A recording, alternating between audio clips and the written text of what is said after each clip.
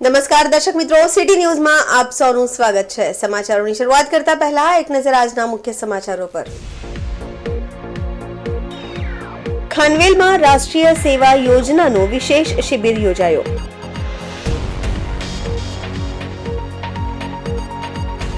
દમણ દ્વારા બાળ વિવાહ મુક્ત ભારત અભિયાનનો પ્રારંભ।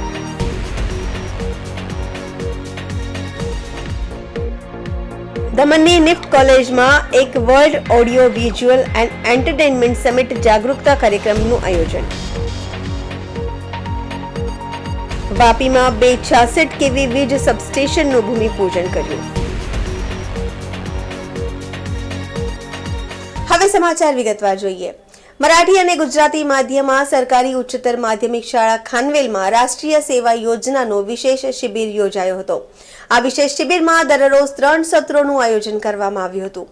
આ વિશેષ શિબિરમાં દરરોજ 3 સત્રોનું આયોજન કરવામાં આવ્યું હતું। પ્રથમ સત્રમાં દરરોજ વિશેષ એસેમ્બલીનું આયોજન કરવામાં આવ્યું હતું, જેમાં પ્રાર્થના, દોડ, સૂક્ષ્મ કસરત, યોગાસન, પ્રાણાયામ, ધ્યાન વગેરે જેવી પ્રવૃત્તિઓ સામેલ હતી। બીજા સત્રમાં બૌદ્ધિક સત્રનું આયોજન કરવામાં આવ્યું હતું, જેમાં ભારતનું સંવિધાન, વિશ્વનું સૌથી મોટું બંધારણ, ગ્રામીણ સ્વરોજગાર, અગ્નિનું મહત્વ, 2023માં કાયદામાં ફેરફાર, CSRની સામાજિક જવાબદારી, બાળ લગ્ન એ કાનૂની ગુનો છે વગેરે જેવા અનેક વિષયો પર બૌદ્ધિક ચર્ચાઓનું આયોજન કરવામાં આવ્યું હતું। બૌદ્ધિક સત્રમાં ખાનવેલ પોલીસ સ્ટેશનના PSI Shrimati Jyoti Patel, Khanvel fire station officer Rajesh Marge, Dena ગ્રામીણ સ્વરોજગારના વિનોદ ચિમરા, હિન્દાલ્કો ઇન્ડસ્ટ્રીઝના શ્રીમતી રાજલ રાણા, ખાનવેલ મરાઠી માધ્યમના શ્રી મનોહર દળવી, શ્રી મનોજ ખેરનાર, મુકેશ સદાશિવ, શૈલા પાટીલ, ખાનવેલ ગુજરાતી માધ્યમમાંથી અશ્વિની પાનપાટીલ જેવા ઘણા અગ્રણી વક્તાઓએ વિશેષ શિબિરમાં હાજરી આપી અને માર્ગદર્શન પૂરું પાડ્યું હતું। વિશેષ શિબિરના ત્રીજા સત્રમાં જનસંપર્કની સાથે દરેક બેઠકનું આયોજન કરવામાં આવ્યું હતું, જેમાં સ્વયંસેવકોએ બટરફ્લાય ગાર્ડન, ગ્રામીણ સ્વરોજગાર કેન્દ્ર, ફાયર સ્ટેશન, તડકેશ્વર મહાદેવ મંદિર, બિન્દ્રાબેન જેવી સ્થળોની મુલાકાત લીધી હતી અને આવા સ્થળોની પ્રત્યક્ષ મુલાકાત લીધી હતી। આ વિશેષ શિબિરનું ઉદ્ઘાટન મરાઠી માધ્યમના મુખ્ય શિક્ષક શ્રી સલીમ ડેંગનકર અને ગુજરાતી માધ્યમના મુખ્ય શિક્ષક હસમુખભાઈ પટેલ દ્વારા કરવામાં આવ્યું હતું।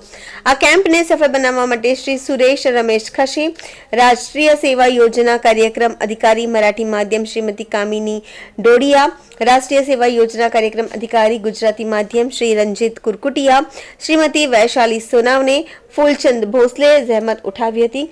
રાષ્ટ્રગીત સાથે સખત વિશેષ શિબિરનું સમાપન કરવામાં આવ્યું હતું।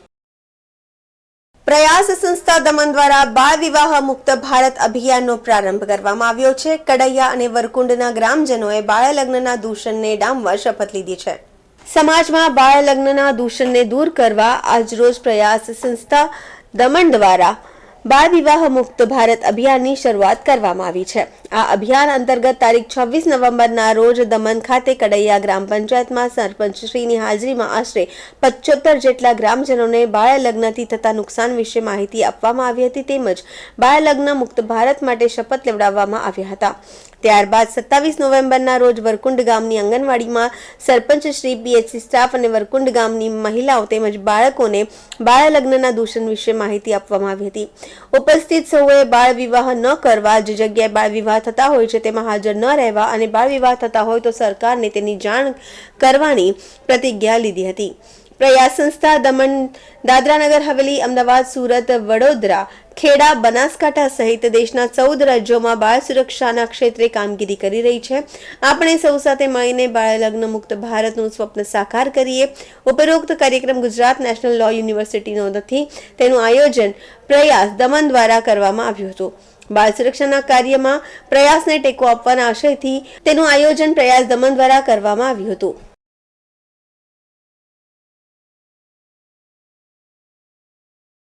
સમાચારોમાં સમય છે નાનકડા વિરામનો। વિરામ બાદ આપ જોઈ શકશો દમણની નિફ્ટ કોલેજમાં એક world audio visual and entertainment summit જાગૃતતા કાર્યક્રમનું આયોજન। વાપીમાં 266 કેવી વીજ સબસ્ટેશનનું ભૂમિપૂજન કર્યું।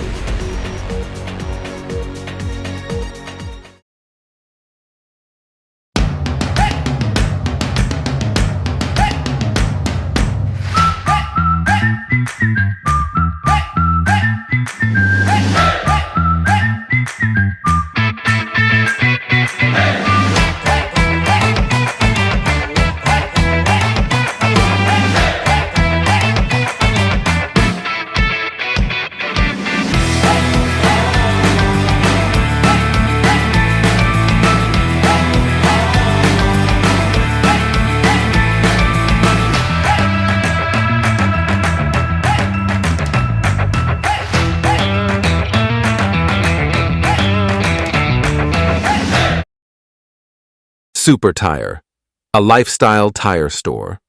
GIDC Crossroad, Vapi. વિરામ બાદ આપનું સ્વાગત છે. કેન્દ્ર શાસિત પ્રદેશ દમણમાં central bureau of communication Surat અને માહિતી અને પ્રસારણ મંત્રાલયના દ્વારા દમણની નિફ્ટ કોલેજમાં એક waves world audio visual and entertainment summit જાગૃતતા કાર્યક્રમનું આયોજન કરવામાં આવ્યું છે. કેન્દ્ર શાસિત પ્રદેશ દમણમાં central bureau of communication Surat અને માહિતી અને પ્રસારણ મંત્રાલયના દ્વારા દમણની નિફ્ટ કોલેજમાં એક WAVES world audio visual and entertainment summit જાગૃતતા કાર્યક્રમનું આયોજન કરવામાં આવ્યું હતું. કાર્યક્રમમાં CBC સુરતના અધિકારી સંજય શાહ અને નિફ્ટના પ્રિન્સિપલ સંદીપ સંચાલ સહિત અન્ય અધિકારીઓ હાજર રહ્યા હતા. આ કાર્યક્રમનું આયોજન આગામી વેવ્સ સમિટ 2025ની પ્રસ્તાવના તરીકે કરવામાં આવી હતી, જે 5 થી 9 ફેબ્રુઆરી 2025 દરમિયાન ભારત મંડપમ નવી દિલ્હી ખાતે યોજાશે. આ વૈશ્વિક સમિટ મીડિયા અને મનોરંજનના વિશાળ વિશ્વની શોધ કરશે. કાર્યક્રમમાં અનેક સ્પર્ધા પણ રાખવામાં આવી હતી. विभाग का मैं परिचय देता हूँ कि विभाग का इस बार जो इंडिया है वो इसको होस्ट करने जा रहा है. जो 5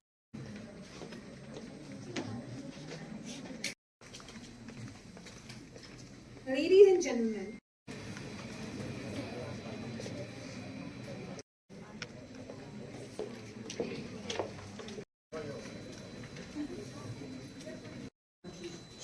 creating compelling contents through its नई दिल्ली में विश्व ऑडियो विजुअल एवं इंटरटेनमेंट शिखर सम्मेलन जो कि 5 से 9 फरवरी को भारत मंडपम में आयोजित हो रहा है, उसके संदर्भ में आज यहाँ पर मिनिस्ट्री ऑफ कम्युनिकेशन के द्वारा जो इसका सूरत में सेंटर है उसके द्वारा यहाँ पर एक अवेयरनेस प्रोग्राम का आयोजन किया जा रहा है. ये जो शिखर सम्मेलन दिल्ली में आयोजित हो रहा है, क्रिएटिव इंडस्ट्री, टेक्नोलॉजी और इंटरटेनमेंट के क्षेत्र में नई संभावनाओं को तलाशने और विद्यार्थियों को वैश्विक मंच में जोड़ने की दिशा में एक महत्वपूर्ण पहल है. तो उसी के संदर्भ में आज यहाँ पर इवेंट हो रहा है. इसमें छात्रों को इस सेक्टर से रिलेटेड नई दिशाओं और अवसरों से परिचित कराया जाएगा.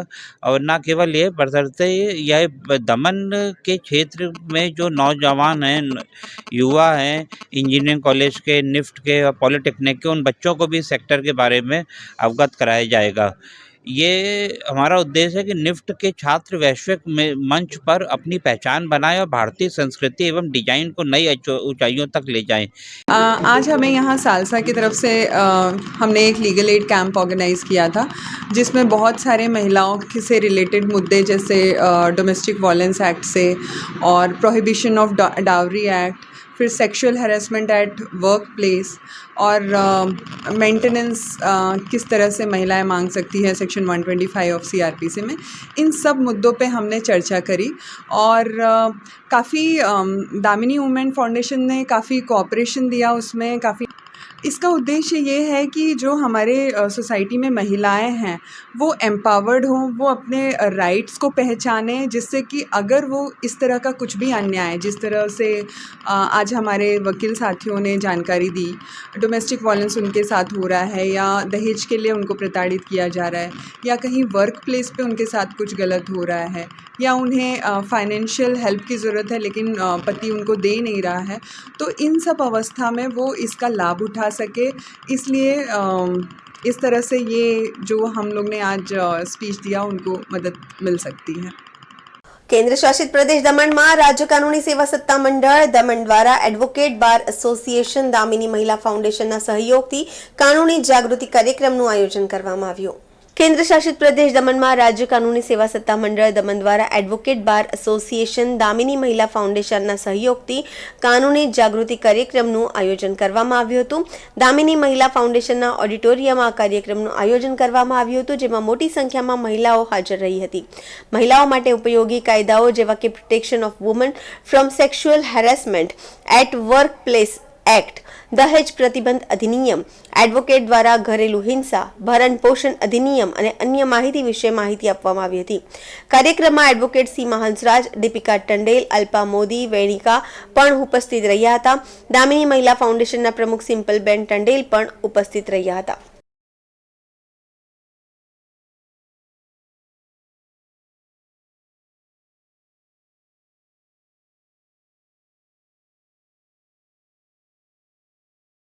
સમાચારોમાં ફરી સમય છે નાનકડા વિરામનો. વિરામ બાદ આપ જોઈ શકશો. વાપીમાં 266 kV વીજ સબસ્ટેશનનું ભૂમિપૂજન કર્યું.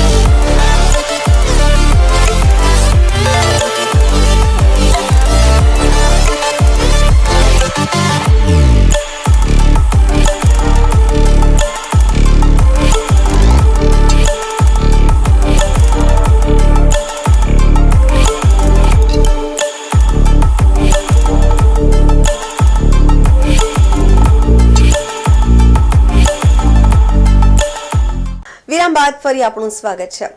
વીજ જરૂરિયાતને રિન્યુએબલ એનર્જી દ્વારા પૂરી કરવાના લક્ષ્યાંક સાથે ગુજરાત સરકાર આગળ વધી રહ્યું છે અને અત્યારે કુદરતી ઉર્જા ક્ષેત્રે ગુજરાત સમગ્ર દેશમાં પહેલા નંબરે હોવાનું રાજ્યના ઉર્જા પ્રધાને જાહેરાત કરી છે. આજે રાજ્યના નાના અને ઉર્જા મંત્રી કનુભાઈ દેસાઈએ વાપીમાં 266 kV વીજ સબસ્ટેશનનું ભૂમિપૂજન કર્યું છે. રાજ્યના નાના અને ઉર્જા મંત્રી કનુભાઈ દેસાઈએ વાપીમાં 66 kV વીજ સબસ્ટેશનનું ભૂમિપૂજન કર્યું છે. આ પ્રસંગે જેટકોના અધિકારીઓ અને વીજ વિભાગના અધિકારીઓ, કર્મચારીઓ અને લોકો મોટી સંખ્યામાં ઉપસ્થિત રહ્યા હતા. વાપીના ચલા અને છીરીમાં ઉર્જા મંત્રીના હસ્તે 2 નવા 66 kVના ક્ષમતાવાળા વીજ સબસ્ટેશન માટે કામનો આરંભ કરવામાં આવ્યો છે. મહત્વપૂર્ણ છે કે વાપી નગરપાલિકાને મહાનગરપાલિકાનો દરજ્જો મળ્યો છે. આથી આગામી સમયમાં વાપી નગરપાલિકા વિસ્તારની સાથે આસપાસ ગામોને પણ મહાનગરપાલિકામાં સમાવેશ કરવામાં આવનાર હોવાથી સરકાર દ્વારા અત્યારથી જ આ વિસ્તારમાં વિકાસની તમામ જરૂરિયાતને પૂરી કરવા પ્રયાસો કરવામાં આવી રહ્યા છે. ત્યારે વાપી અને છીરીમાં નવા શરૂ થનારા વીજ સબસ્ટેશન થકી હજારો ગ્રાહકોને તેનો લાભ મળશે. ઘરેલું વીજ જરૂરિયાતની સાથે ઔદ્યોગિક અને ખેતી માટે પણ પૂરતો વીજ પુરવઠો પૂરો પાડી શકાશે. વડાપ્રધાન નરેન્દ્ર મોદી દ્વારા વર્ષ 2047 સુધીમાં ભારતને વિકસિત અને આત્મનિર્ભર ભારત બનાવવાનું લક્ષ્ય સાથે અભિયાન ચાલી રહ્યું છે, જેના ભાગરૂપે આગામી સમયમાં દેશમાં જરૂરિયાતના 50% વીજ પુરવઠો રિન્યુએબલ એનર્જી દ્વારા ઉત્પાદિત કરવામાં આવશે. તેનું લક્ષ્યાંક રાખવામાં આવ્યું છે. કેન્દ્ર સેક્ટરના સહયોગથી ગુજરાત પણ આગામી સમયમાં રિન્યુએબલ એનર્જી ઉત્પાદિત કરી આત્મનિર્ભર બનશે તેવો રાજ્યના ઉર્જા મંત્રી કનુભાઈ દેસાઈએ વિશ્વાસ વ્યક્ત કર્યો છે.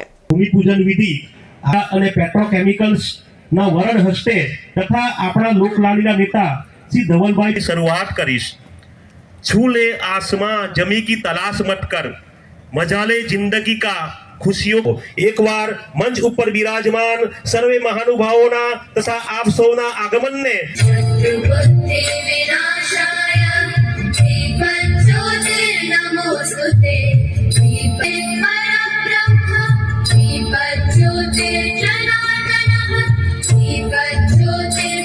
ડાંગ, નર્મદા, તાપી જિલ્લામાં બહુ ડેન્સ ફોરેસ્ટ એરિયા છે. નવસારી, વલસાડ જે પાવરની ક્વોલિટી છે એમાં બાકી વિસ્તાર કરતાં થોડી તકલીફ વધારે પડે. જે લાઈનો છે એને અંડરગ્રાઉન્ડ કરવી, બીજું જે ટ્રાન્સફોર્મર્સ છે મોડર્ન નવા ટ્રાન્સફોર્મર નાખવા એની કેપેસિટી છે એમાં કન્વર્ટ કરવી. અને અમને જણાતા ખૂબ આનંદ થાય છે કે છેલ્લા 2 વર્ષમાં ખર્ચ કરતા હતા એથી 3 ગણા ખર્ચ અમે આજે ખાલી વલસાડ જિલ્લામાં કરીએ છીએ. ગુજરાતનો રિન્યુએબલ એનર્જીનો ઇતિહાસ જોઈએ તો આપણા દેશના યશસ્વી વડાપ્રધાન માનનીય મોદીજી સૌ પ્રથમવાર ગુજરાતમાં એશિયા ખંડનું પહેલું ક્લાઇમેટ ચેન્જ ડિપાર્ટમેન્ટ શરૂ કર્યું અને એ ક્લાઇમેટ ચેન્જ ડિપાર્ટમેન્ટના 2009માં શરૂ કરી અને એ ક્લાઇમેટ ચેન્જ ડિપાર્ટમેન્ટના ભાગરૂપે જ સૌપ્રથમ સોલાર પોલિસી 2009માં જાહેર થઈ અને સોલાર ઉર્જાના સૌપ્રથમ પ્રયાસ ગુજરાતમાં થયો. આજે સોલાર ઉર્જામાં અને પવન ઉર્જામાં ગુજરાત સમગ્ર દેશમાં નંબર 1 છે. લગભગ 30,000 મેગાવોટ સાથે ગુજરાત નંબર 1 છે અને હવે પછી આપણે લગભગ 70,000 મેગાવોટનું જે પ્લાન કર્યું છે એમાં લગભગ 37,000 મેગાવોટ ખાવડા ખાતે પ્લાન બની રહ્યો છે અને 2027 સુધીમાં લગભગ આપણે 70,000 મેગાવોટ સુધી પહોંચી જઈશું. આવા અનેક પ્રયાસો આપણા દેશના યશસ્વી વડાપ્રધાન માનનીય મોદીજીના માર્ગદર્શન અને ભૂપેન્દ્રભાઈ પટેલ સાહેબની સરકારના જે ગાઈડન્સ છે એના હેઠળ થઈ રહ્યા છે. ત્યારે ગુજરાતના નાગરિકોએ એક ગૌરવ લેવા જેવું સ્થાન એ છે કે આખા દેશમાં અને સમગ્ર દુનિયામાં ગુજરાત જે કુદરતી ઉર્જા માટે કામ કરી રહ્યું છે એની પ્રશંસા થઈ રહી છે. ભીમપોર ગ્રામ પંચાયતમાં ગ્રામસભાનું આયોજન થયું હતું. એમાં દમણ અને દીવના સાંસદ શ્રી ઉમેશભાઈ પટેલ ઉપસ્થિત રહ્યા હતા, પરંતુ જેમાં જિલ્લા કલેક્ટર, જિલ્લા પંચાયતના કાર્યકારી અધિકારી, ડેપ્યુટી કલેક્ટર અને મામલતદાર એવા મોટા અધિકારીઓ ગેરહાજર દેખાતા તેઓની ઝાટકણી કાઢાઈ હતી. ભીમપોર ગ્રામ પંચાયતમાં ગ્રામસભાનું આયોજન કરવામાં આવ્યું હતું. એમાં દમણ અને દીવના સાંસદ ઉમેશભાઈ પટેલ ઉપસ્થિત રહ્યા હતા, પરંતુ જિલ્લા કલેક્ટર, જિલ્લા પંચાયતના કાર્યકારી અધિકારી, ડેપ્યુટી કલેક્ટર અને મામલતદાર જેવા મોટા અધિકારીઓ ગેરહાજર દેખાતા તેઓની ઝાટકણી કાઢી. ગ્રામસભા એટલે એક નાની સરખી એસેમ્બલી અને ગ્રામસભાને એટલા બધા પાવર્સ હોય છે જે પાર્લામેન્ટને હોય છે. ગ્રામસભામાં લેવાયેલા નિર્ણયોને સર્વોપરી માનવામાં આવે છે અને આ ગ્રામ સભા એ સર્વોપરી સભા ગણાય. પણ દુઃખની વાત છે કે આ ગ્રામ સભાને માત્ર ને માત્ર ખાના પૂરતી સમાન બનાવી દેવાય. અહીં જે બધી યોજનાઓ બોલવામાં આવી એ માત્ર ને માત્ર ખાલી અને ખાલી ભારત સરકારની યોજનાઓ અમે લાગુ કરતા છે એને બતાવવા માટે, ફોટોગ્રાફી માટે ખાલી થતી છે.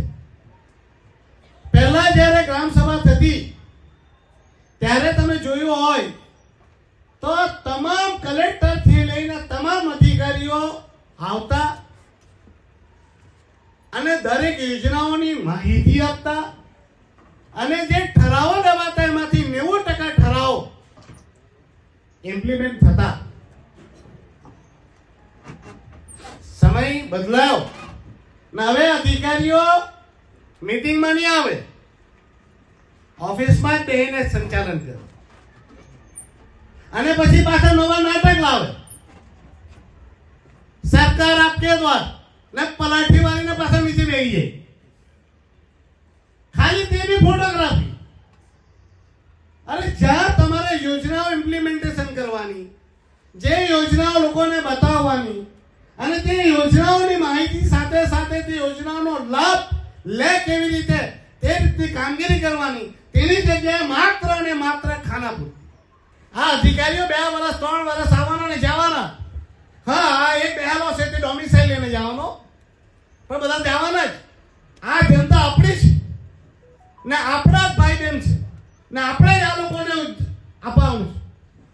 તે દિવસે જે બધી યોજનાઓની વાત કરેલી મને હમણાં બેન કહેતા હતા, કેમ કે ઉમેશભાઈ ક્યાં કરે એ બધી યોજનાઓ કે કેન્દ્રમાં તો છે પણ આપણે લાગુ નહીં થાય. અરે ભાઈ, કેન્દ્ર યોજના જેટલે બનાવે કે નાનામાં નાના માણસને તે યોજનાનો બેનિફિટ મળે. આખા મહિનાના એક માણસને અડધા કિલો ઘઉં, 4.5 કિલો ચોખા, અડધો કિલો ઘઉં 5 દાણાને મોઢામાં નાખો ને. અરે ગુજરાતમાં જાઓ, મહારાષ્ટ્રમાં જાઓ, ખાંડ, તેલ, મીઠું સુધી મળે. અરે શાંતુભાઈ, આપણે પહેલા બી ગાતા હતા. અરે આપણા ઘરે બધાની ઘરે આવતું હતું, ભાગ તેલ આવતું હતું, પણ આવતું હતું. પેટ ભરીને લોકો ખાતા હતા. આજે બી ભારત સરકાર એટલી મહેનત કરી રહી છે કે લોકોને ઘરે ઘરે અનાજ પહોંચે, કોઈ ભૂખો ન સૂએ. અને ભારત સરકારની એટલી બધી યોજનાઓ છે જે યોજનાઓને લોકો સુધી પહોંચાડવાની છે. અને આ ભારત સરકાર દ્વારા IAS IPS દાનિશ હોય કે તમે કર્મચારી હોય, એ લોકોની જવાબદારી બને કે આ બધી ભારત સરકારની યોજનાઓને લોકોના ઘર સુધી પહોંચાડે. ખાલી ફોટોગ્રાફી માટે નથી તમે બેઠેલા. ગ્રામ પંચાયત, જિલ્લા પંચાયત, નગરપાલિકા, તેવામાં આપણા પાસે કોઈ ઓપ્શન નહીં મળે. લોકસભાનો એક MP, પછી આપણા પાસે આપણી એસેમ્બલી નથી, એટલે આપણા પાસે સ્વરાજ્ય સંસ્થા જ, એ જિલ્લા પંચાયત હોય કે નગરપાલિકા હોય, એટલે એને મજબૂત બનાવવી જ પડે. અને ભારતીય સંવિધાને આપણે હક આપેલા, ભારત સરકારે એમેન્ડમેન્ટ કરેલા, સંવિધાનિક સંશોધનો કરેલા 73, 74, અને સાથે બીજા સંવિધાનિક સંશોધન કરીને સ્વરાજ્ય સંસ્થાઓને પાવરફુલ બનાવેલી, એને પાવર્સ આપેલા. પણ અહીંયા આપણા પ્રશાસનમાં માણસને ખાલી પોતાને પાવર જોઈએ, પોતે બધા રૂપિયા વાપરવા માંગે, પોતાને કમિશન જોઈએ. કોઈની ટેન્ડરમાં 40%, 45% એને કમિશન ખાવા બાકી આપણા જિલ્લા પંચાયતના, આપણા નગરપાલિકાના ને આપણા ગ્રામ પંચાયતના પાવર છીનવી લીધા. ખબર નહીં હોય તે બી કહી જાઓ. હમણાં લોકોને પ્રશાસક પ્રફુલભાઈ બહુ ગમતો હોય, પણ તમને એના કરતું કહી જાઓ. હમણાં આપણા જે બધા મરોડ હોસ્પિટલ છે, એને બી એમ કે હમણાં પ્રાઇવેટ કરવાની ચક્કરમાં છે, ને પાછું એવું એમેન્ડમેન્ટ કરતો છે એમ કે એની પૂરી જાણકારી હું લેતો છે. મને કન્ફર્મ નહીં ખબર કે હોસ્પિટલ પ્રાઇવેટ ને આપવાનું, ને નહીં ચાલે તો પછી હોટલ બનાવી નાખવાનું. તો આપણા માણસો ક્યાં જવાના ઇલાજ કરાવવા? એટલે જેટલા બિલ્ડિંગો બને, જેટલું નવું બને એ વેચીને જ ખાઈ ગયા. હવે એની પૂરી ઇન્ક્વાયરી કરતો છે. પછી પાછું હમણાં આપણા જે C અને D કેટેગરીમાં જે આપણા કામ કરે બધા કર્મચારી, એ બધી પોસ્ટેજ ઉડાડી એની બી ઇન્ક્વાયરી કરતો છે. એટલે હવે દમણ દીવમાં અને દાદાનગર હવેલીમાં એમ કે C D કેટેગરીની કે જે બધી પોસ્ટ ભરવાની હતી એના જગ્યાએ આઉટસોર્સિંગ કરાય. એક બાજુ ભારત સરકાર એમ કે જે 11 મહિના કામ કરે તેને ફિક્સ કરો, ના સેલેરી બી તમે આઉટસોર્સિંગ વાળાને આપેલા, તો પછી કામગીરી કરવાનું કોણ? ફિક્સ થાના કેવી રીતે? આ પંચાયતના 25-30 વર્ષથી કામ કરતા છે માણસ, હજુ ફિક્સ નહીં થયે, ને પગાર બી નહીં આપે તમે. એટલે આ બી બધા જાગૃત થવાની જરૂર છે. ને હવે 19મી ડિસેમ્બર તો કાઢી નાખેલો. આજે ગૃહ મંત્રાલયથી મારા પર લેટર આવ્યો કે 19મી ડિસેમ્બરનો કાર્યક્રમ બાબત અમે લખેલું કે 19મી ડિસેમ્બરનો કાર્યક્રમ થવો જોઈએ અને 19મી ડિસેમ્બરે જાહેર રજા રહેવી જોઈએ. આજે જ આદરણીય ગૃહમંત્રી શ્રી અમિતભાઈનો લેટર આવેલો મારા પર કે એના માટે મેં સંજ્ઞાન લેવા માટે કીધું છે. તો આપણે બધાએ છે ને પાછા એક આઝાદીની લડાઈ જે લડવાની છે, એટલે ગ્રામજનોને કહેવાનું કે પાછા બધા તૈયાર થાઓ, બીને ન જીવો, જરૂર પડે ત્યારે બધા રસ્તા પર ઉતરો. ને કેમ કે હવે દમણ દીવને છે ફરી આ હિંમતનગરથી આવેલા માણસે ગુલામ બનાવેલું છે, ને ગુલામીમાંથી મુક્ત થવા માટે આપણે બધાએ એક થવાની જરૂર છે. સમાચાર પૂરા કરતા પહેલા એક નજર આજના મુખ્ય સમાચારો પર. ખાનવેલમાં રાષ્ટ્રીય સેવા યોજનાનો વિશેષ શિબિર યોજાયો.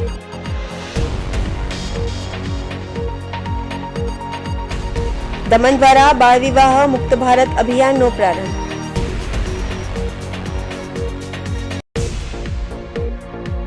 દમણની નિફ્ટ કોલેજમાં એક world audio visual and entertainment summit જાગૃતતા કાર્યક્રમનું આયોજન.